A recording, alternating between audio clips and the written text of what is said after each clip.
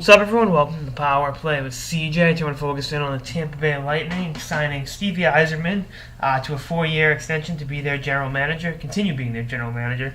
As someone who's been in Tampa for the last 4 years during Yzerman's tenure as general manager, he's got a year left on his contract.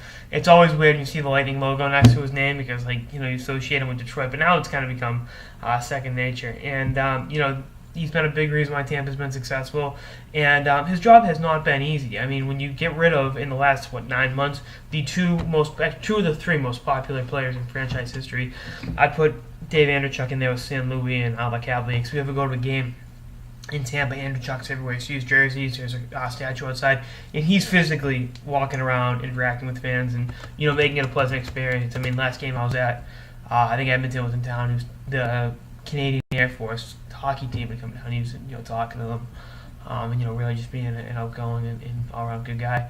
That's not shocking at all for number 25. And I'm actually shocked, because Matt Cosmo, I was going to say, he retired his number, but Yzerman's built this team through the draft, through free agency, bringing in Phil Blood, bringing in Matt Carl, making really, really, really smart trades. I mean, I thought Corey Conacher for Ben Bishop. I thought Ottawa won that going away, but Corey Conacher was waived 2-3 weeks ago. I mean, and Ben Bishop has been, at least in my opinion, in the Vezina Trophy conversation and having a phenomenal year for the Lightning. You're looking at that. You're looking at, it wasn't a popular move to fire Guy Boucher. He did that. Cooper's been phenomenal behind the bench, and Steven Stamkos is signed, through 2016. I think he's at 2 years left on his contract, and hopefully they'll get a long-term deal done at some point next season. And he'll continue to be in the fold in Tampa, and I think this is his team now.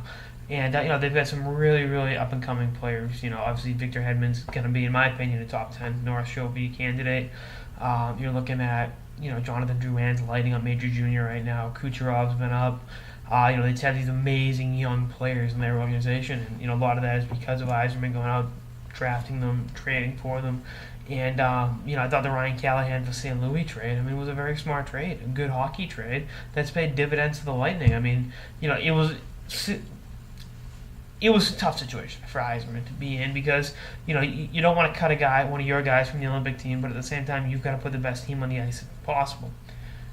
San Luis ended up going over there with ironically, Steven Stamkos not recovering, and, Yzerman and him never really patched things up, but Yzerman made the most of a bad situation, being the class act that he is, traded San Luis where he wanted to go. He didn't spite him by saying, "Oh, you want to go to New York? We're going to trade you to, Edmonton, or somewhere that's as far away from New York City as you can get."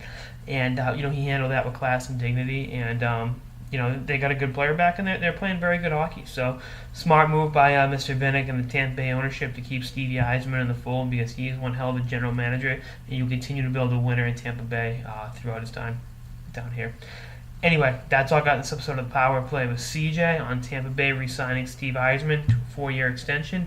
Stay tuned for more episodes throughout the season and beyond. Later, guys.